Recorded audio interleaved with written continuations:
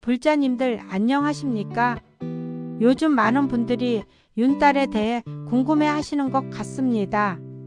특히 올해 윤달이 되면서 뭔가 해도 되는 건 아닌가 하고 생각하시는 분들이 계시더군요. 그런데 정말 그럴까요?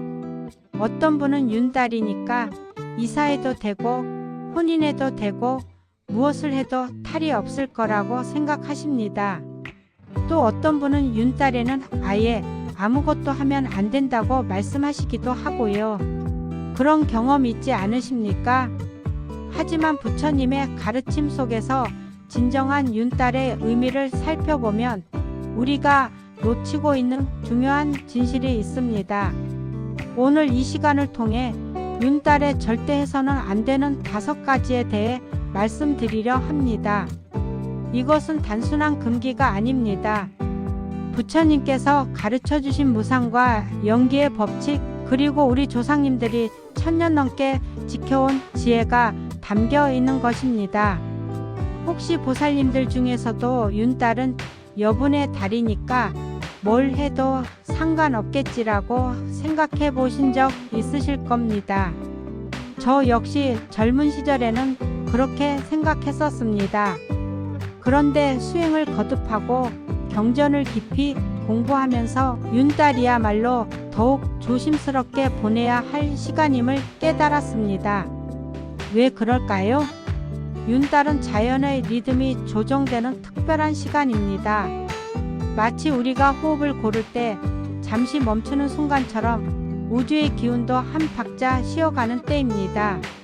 이런 때일수록 우리는 더욱 깨어 있어야 하고 더욱 신중해야 합니다.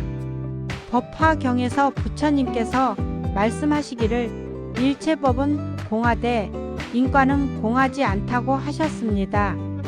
윤달이라고 해서 우리 행위의 결과가 사라지는 것이 아닙니다. 오히려 에너지의 흐름이 특별한 시기이기 때문에 우리가 하는 모든 일의 영향이 더욱 깊게 남을 수 있습니다. 오늘 말씀드릴 5가지는 모두 부처님의 가르침과 우리 조상들의 지혜에서 나온 것들입니다. 이것들을 잘 기억하셔서 윤달을 지혜롭게 보내시길 바랍니다. 그럼 지금부터 하나씩 자세히 살펴보겠습니다. 첫 번째로 말씀드릴 것은 윤달에 절대 해서는 안 되는 것 중 가장 중요한 것입니다. 바로 성급한 결정을 내리는 것입니다. 많은 분들이 윤달이니까 이사를 해도 되겠다, 윤달이니까 사업을 시작해도 되겠다고 생각하십니다. 하지만 이것은 매우 위험한 생각입니다. 윤달은 시간의 흐름이 평상시와 다른 특별한 기간입니다.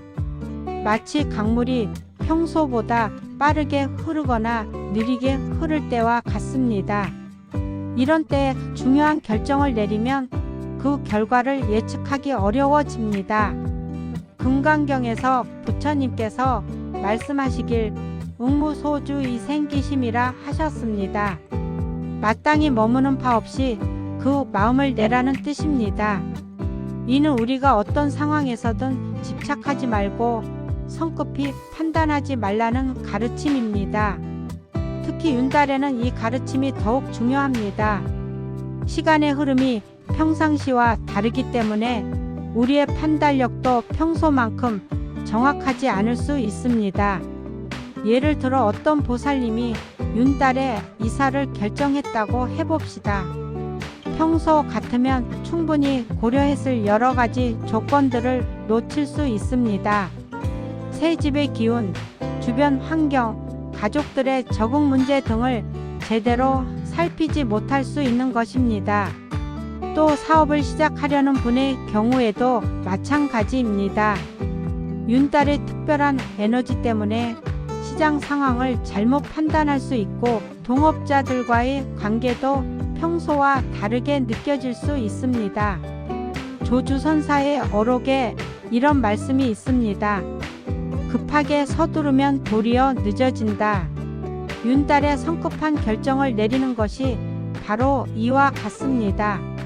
그렇다면 윤달에는 어떻게 해야 할까요? 첫째, 중요한 결정은 윤달이 끝날 때까지 미뤄 두시기 바랍니다. 특히 이사, 혼인, 사업 시작, 투자 등의 큰 결정은 반드시 윤달이 지난 후에 하십시오. 둘째, 윤달 동안은 오히려 깊이 성찰하는 시간으로 활용하시기 바랍니다. 명상을 하거나 경전을 읽거나 자신의 마음을 돌아보는 시간을 가지십시오. 이렇게 하면 윤달이 끝난 후 더 지혜로운 결정을 내릴 수 있습니다. 셋째, 만약 정말 급한 일이 있다면 적어도 3번은 다시 생각해 보시기 바랍니다. 그리고 믿을 만한 분들께 조언을 구하십시오. 혼자서 결정하지 마시고 여러 사람의 의견을 들어보시기 바랍니다.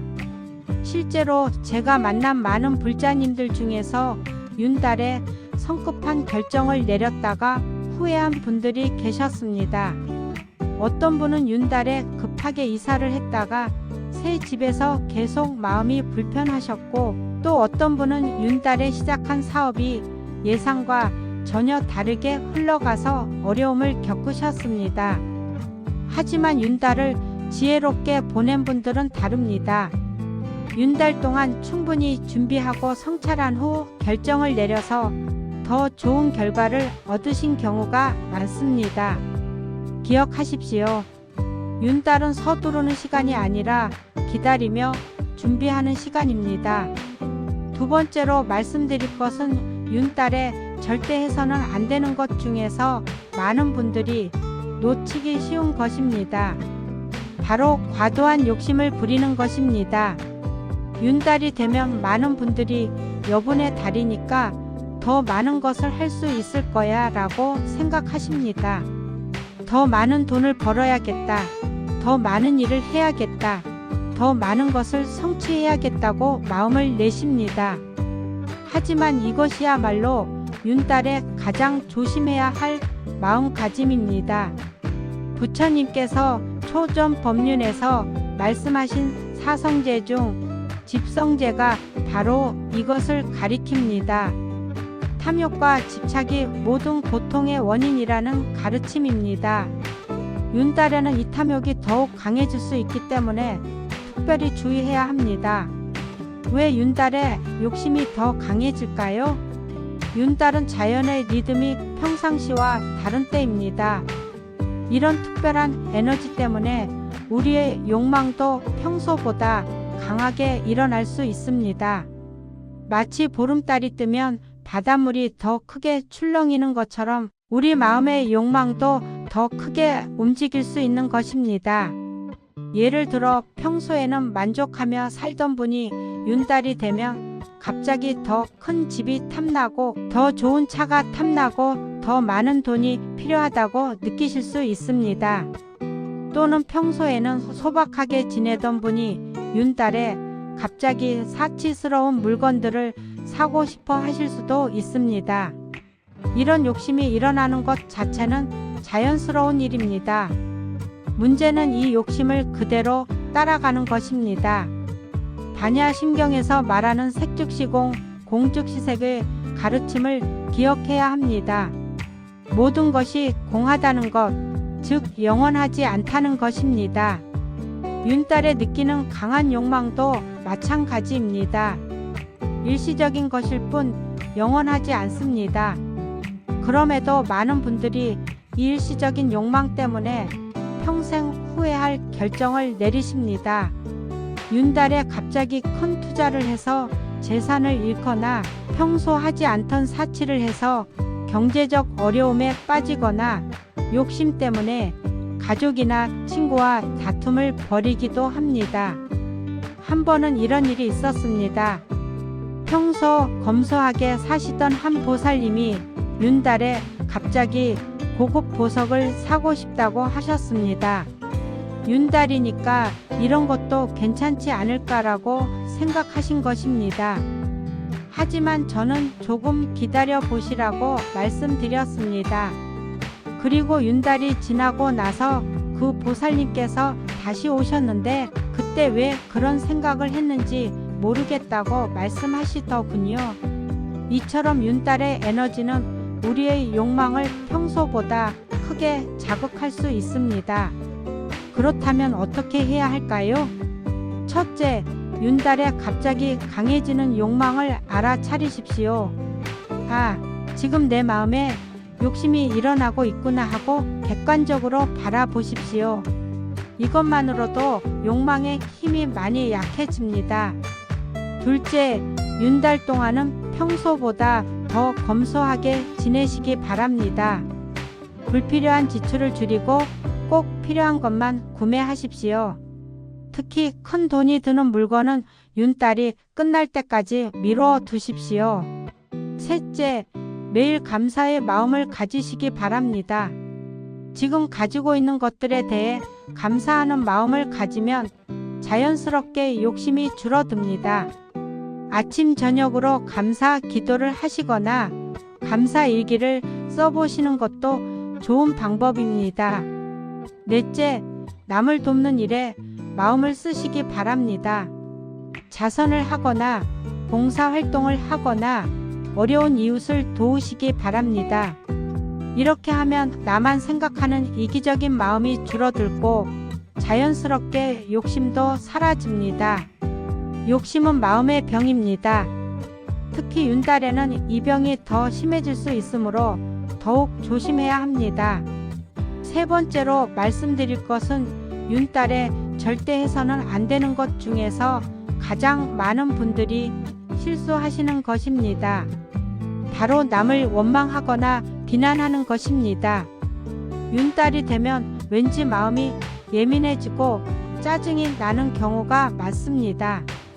평소 같으면 그냥 넘어갔을 일도 크게 화가 나고 가족이나 친구의 작은 실수도 용서하기 어려워집니다. 이런 현상이 왜 일어날까요? 윤달은 자연의 리듬이 평상시와 다른 특별한 시기입니다.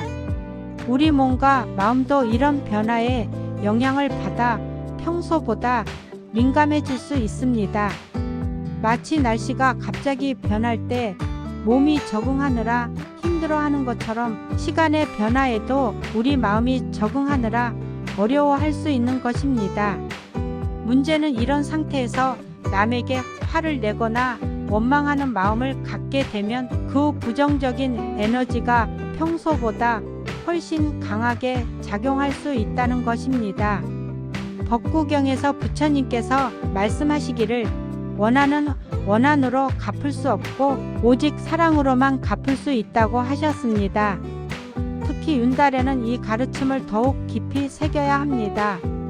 실제로 많은 분들이 윤달에 가족이나 친구와 다툰 후 그 관계가 오랫동안 회복되지 않는 경우를 겪으셨을 것입니다. 평소 같으면 금방 풀렸을 감정의 꼴이 윤달에는 더 깊어져서 치유하기 어려워지는 것입니다. 한 번은 이런 경우가 있었습니다. 평소 사이가 좋던 모녀분이 윤달에 작은 일로 다투셨습니다. 어머니는 딸의 생활 방식이 마음에 안 든다고 하셨고 딸은 어머니가 자신을 이해하지 못한다고 섭섭해 하셨습니다. 평상시라면 하룻밤 자고 나면 풀렸을 일인데 그 감정이 몇 달간 지속되어 두 분 모두 많이 힘들어 하셨습니다.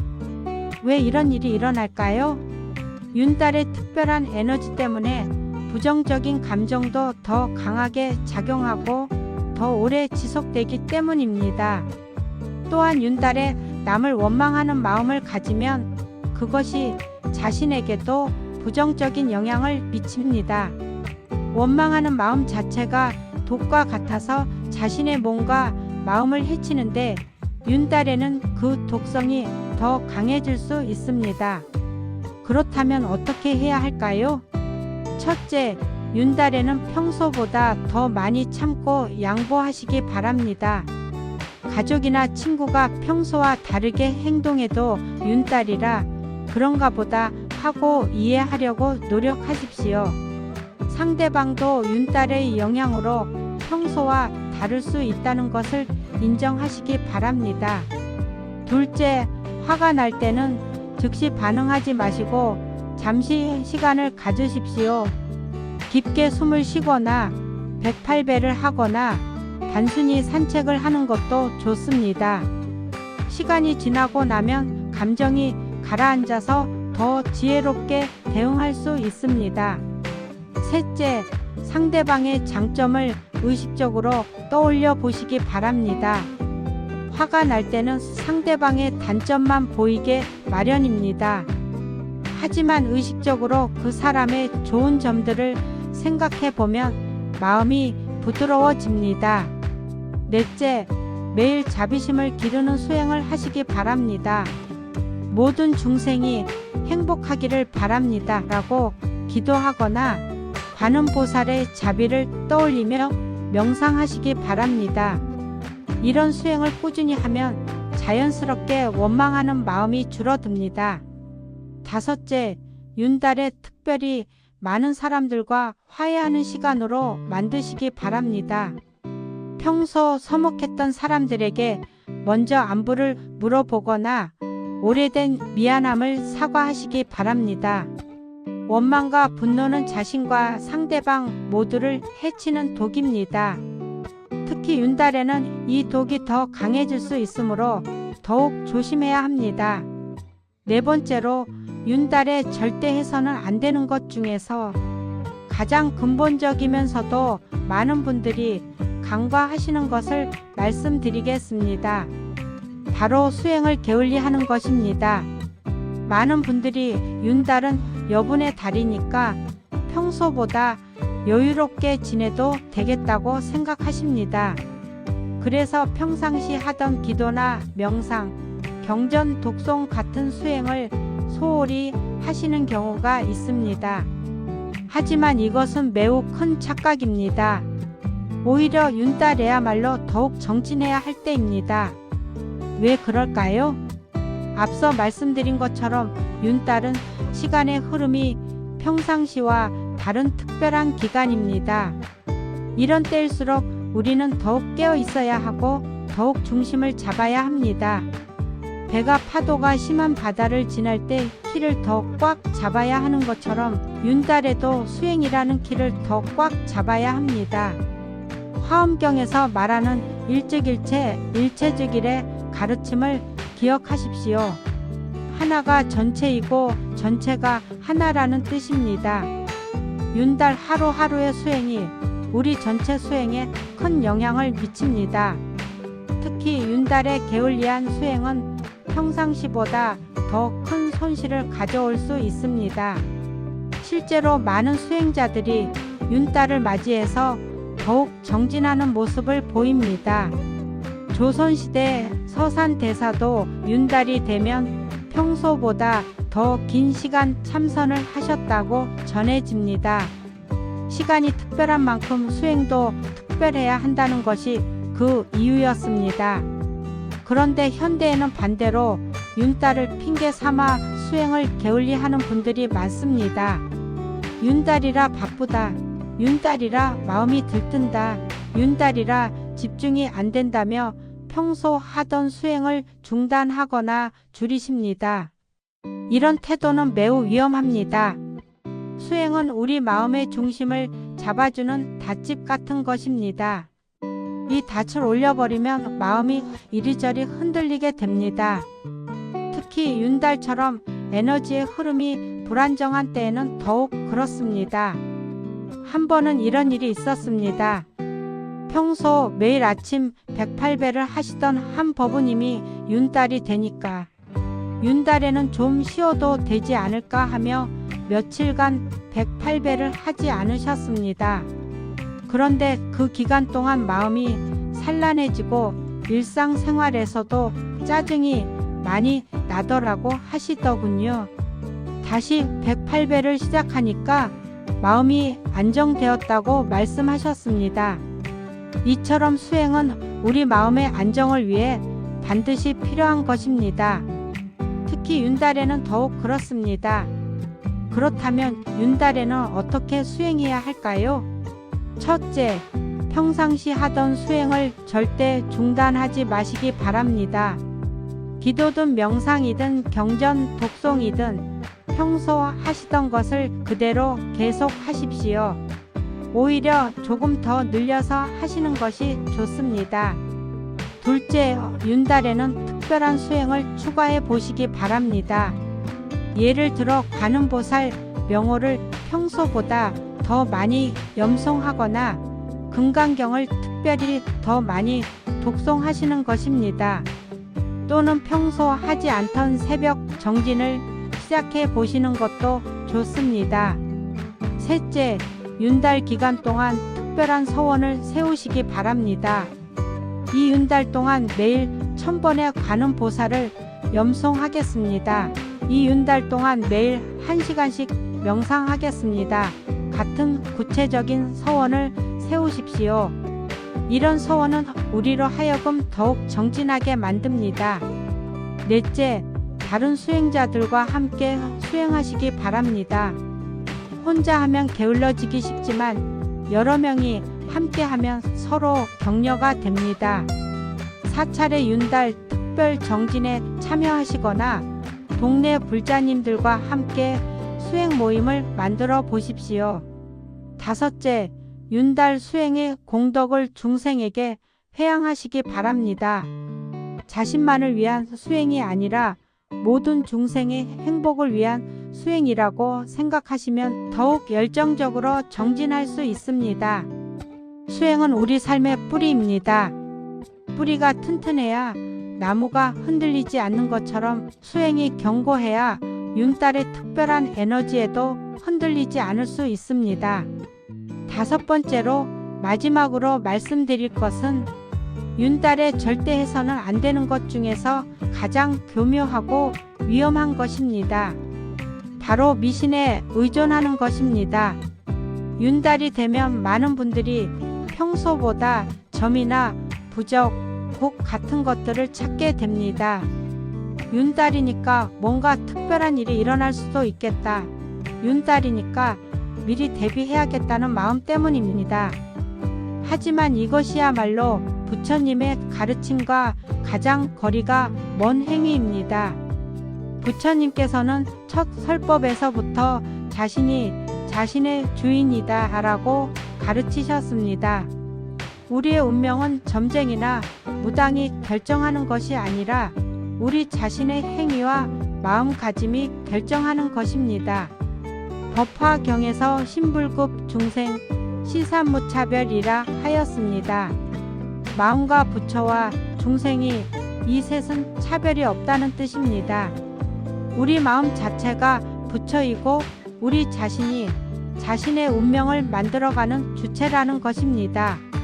그런데 윤달의 미신에 의존한다는 것은 이런 부처님의 근본 가르침을 버리는 것과 같습니다. 자신의 주체성을 포기하고 외부의 힘에 의존하려 하는 것입니다. 더욱 문제가 되는 것은 윤달에 미신이 더욱 성행한다는 점입니다. 윤달이니까 더욱 조심해야 한다며 각종 점수럽자들이 더욱 활발하게 활동합니다.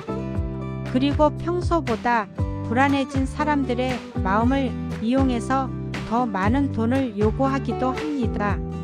실제로 윤달만 되면 윤달 특별 기도, 윤달 액마기, 윤달 부적 같은 것들이 우후죽순 생겨납니다. 하지만 이런 것들은 모두 부처님의 가르침과는 거리가 먼 것들입니다. 진정한 액마기는 자신의 마음을 닦는 것입니다. 진정한 기도는 자신의 마음에서 우러나오는 간절함입니다. 진정한 부적은 자신의 올바른 행위와 선한 마음입니다. 해능대사의 6조 단경에 이런 말씀이 있습니다. 불은 자성에 있고 바깥에서 찾지 말라. 부처님은 우리 자성에 계시지 바깥의 점이나 부적에 계시지 않습니다. 그렇다면 윤달에 불안한 마음이 들 때는 어떻게 해야 할까요? 첫째, 부처님의 가르침으로 돌아가시기 바랍니다. 경전을 읽고 부처님의 말씀을 깊이 새기시기 바랍니다. 부처님의 가르침 안에 모든 해답이 있습니다. 둘째, 사찰을 찾아가 스님들께 법문을 청하시기 바랍니다. 올바른 스님들은 미신을 조장하지 않고 부처님의 바른 가르침을 전해 주십니다. 셋째, 자신의 행위를 돌아보시기 바랍니다. 불안한 마음이 드는 이유가 혹시 자신의 잘못된 행위 때문은 아닌지 성찰해 보시기 바랍니다. 그리고 잘못이 있다면 진심으로 참회하시기 바랍니다. 넷째, 선한 행위를 더욱 늘려가시기 바랍니다. 남을 돕고 자선을 하고 좋은 말씀을 전하는 등의 선한 행위야말로 최고의 액막이입니다. 다섯째, 삼보에 대한 믿음을 더욱 굳건히 하시기 바랍니다. 부처님과 부처님의 가르침 그리고 수행, 공동체에 대한 믿음이야말로 모든 두려움과 불안을 없애는 최고의 방법입니다. 미신은 일시적인 안위를 줄 수도 있지만 근본적인 해결책이 되지 못합니다. 오히려 자신의 주체성을 약화시키고 외부 의존성만 키울 뿐입니다. 진정한 평화는 부처님의 가르침 안에 있고 자신의 바른 수행 안에 있습니다. 법우님들, 지금까지 윤달에 절대 해서는 안 되는 5가지에 대해 말씀드렸습니다. 첫 번째, 성급한 결정을 내리지 마십시오. 윤달은 기다리며 준비하는 시간입니다. 두 번째, 과도한 욕심을 부리지 마십시오. 욕심은 마음의 병이며 윤달에는 더욱 위험합니다. 세 번째, 남을 원망하거나 비난하지 마십시오. 원망은 자신과 남을 모두 해치는 독입니다. 네 번째, 수행을 게을리하지 마십시오. 윤달에야말로 더욱 정진해야 할 때입니다. 다섯 번째, 미신에 의존하지 마십시오. 진정한 의지처는 부처님의 가르침뿐입니다. 이 5가지만 잘 지키셔도 윤달을 지혜롭게 보내실 수 있을 것입니다. 오늘 말씀이 보살님들께 도움이 되셨다면 좋아요 버튼을 눌러주시고 댓글로 여러분의 경험과 생각을 나누어 주시기 바랍니다. 그리고 주변의 다른 불자님들에게도 이 영상을 공유해서 모든 분들이 윤달을 올바르게 보내실 수 있도록 도와주시기 바랍니다. 오늘 이 시간 함께 해주신 모든 법우님들께 감사드립니다. 부처님의 자비와 지혜가 항상 여러분과 함께 하시길 기원합니다. 원컨대 오늘 이 공덕으로 모든 중생이 괴로움에서 벗어나고 모든 중생이 행복하기를, 모든 중생이 평안하기를 발언합니다. 나무 아미타불 관세음보살